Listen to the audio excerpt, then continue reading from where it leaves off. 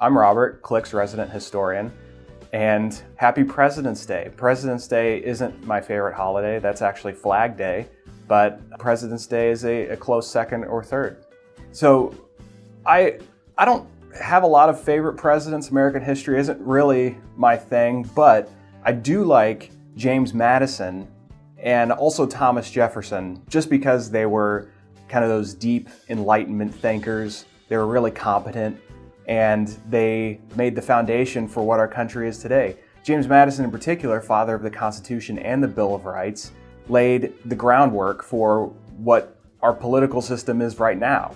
So Madison's presidency started out when the United States was still kind of in its infancy, still trying to find its way, and ended with the United States being set up to be the major power in the Western Hemisphere, which is actually a really big deal. There's a lot going on around them, not to mention the Napoleonic Wars and the French Revolution, which had just concluded.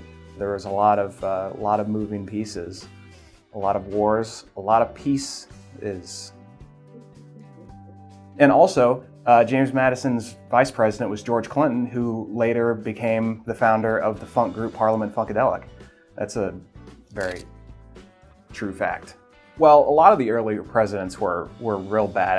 They were philosophers, they were writers, they were political theorists, and they were actual acting politicians. They were carrying everything out at the same time, and they did it very well. And I think there are a lot of experiments that go on in government and politics that don't work out, and of course you don't hear about those as much, but this one actually did.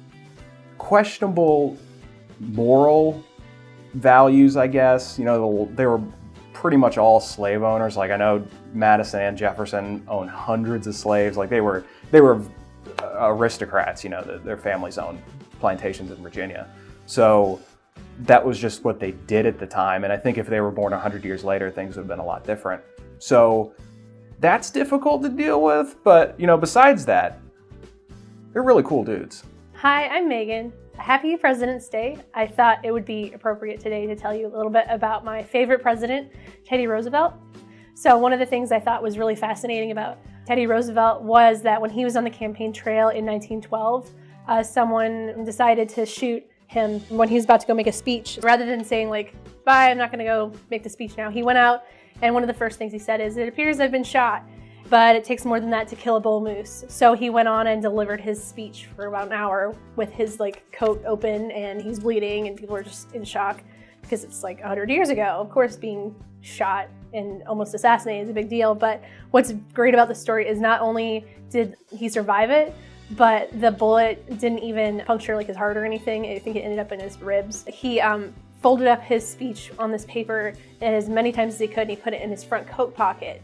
And that is what saved him, in addition to wearing thicker clothes. But it's one of my favorite facts because it took a lot to get him down. When he did die, he died in his sleep, which was something that people put in his obituary, was that he had to be laying down and unconscious for death to come and get him. So that's probably why he's my favorite president, is he never gave up despite all the odds that he faced. So I guess the best thing we can take away from Teddy Roosevelt's story and him getting shot is that if you're having a really rough day, at least someone didn't try to assassinate you and kind of ruin everything. If you're watching this and your day is kind of do I really have to do X, Y, Z?